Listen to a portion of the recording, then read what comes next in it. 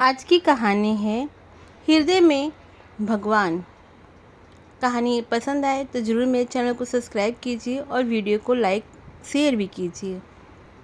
यह घटना राजस्थान के जयपुर के एक वरिष्ठ डॉक्टर की आप बीती है, जिसने उसका जीवन बदल दिया।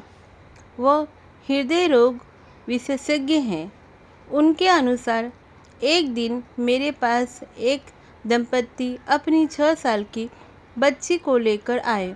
निरीक्षण के बाद पता चला कि उनके हृदय में रक्त संचार बहुत कम हो चुका है।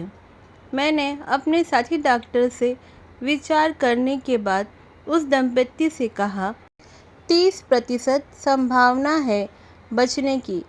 दिल को खोलकर ओपन हार्ट सर्जरी के बाद, नहीं तो बच्ची के पास सिर्फ 3 महीने का समय है। माता पिता भावुक होकर बोले, डॉक्टर साहब, एकलौती बिटिया है, ऑपरेशन के अलावा और कोई चारा ही नहीं है। आप ऑपरेशन की तैयारी कीजिए। सर्जरी के 5 दिन पहले बच्ची को भर्ती कर लिया गया। बच्ची मुझसे बहुत घुल मिल चुकी थी, बहुत प्यारी बातें करती थी। उसकी माँ को प्रार्थना में अटूट विश्वास था।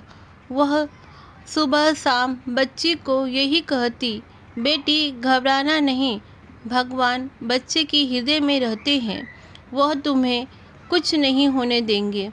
सर्जरी के दिन मैंने उस बच्ची से कहा, बेटी चिंता न करना, ऑपरेशन के बाद आप बिल्कुल ठीक हो जाओगे। बच्ची ने कहा, डॉक्टर अंकल, मैं बिल्कुल नहीं डर रही, क्योंकि मेरे हृदय में भगवान रहते हैं। पर आप जब मेरा हार्ट ओपन करोगे तो देख कर बताना भगवान कैसे दिखते हैं। मैं उसकी बात पर मुस्कुरा उठा।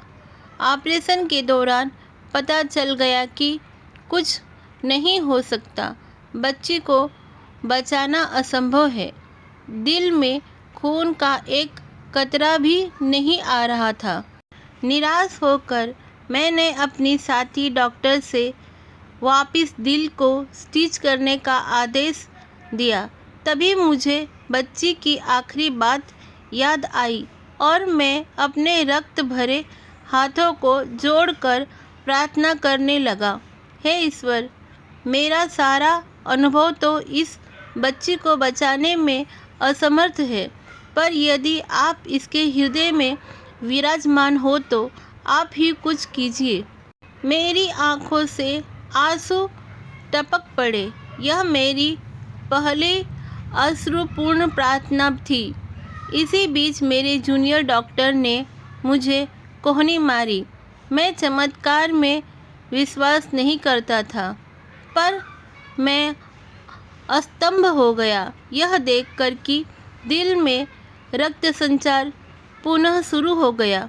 मेरे 60 साल की जीवन काल में ऐसा पहली बार हुआ था।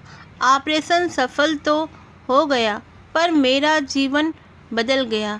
होश में आने पर मैंने बच्ची से कहा, बेटा, हृदय में भगवान दिखे तो नहीं, पर यह अनुभव हो गया कि वे हृदय में मौजूद हर पल रहते हैं। इस घटना के बाद मैंने अपने ऑपरेशन थिएटर में प्रार्थना का नियम निभाना शुरू किया। मैं यह अनुरोध करता हूँ कि सभी को अपने बच्चों में प्रार्थना का संस्कार डालना ही चाहिए। आज की कहानी आपको पसंद आए तो ज़रूर मेरे चैनल को सब्सक्राइब कीजिए, लाइक कीजिए, शेयर कीजिए। क्या अच्छा लगा कमेंट कीजिए। कहानी सुनने के लिए धन्यवाद।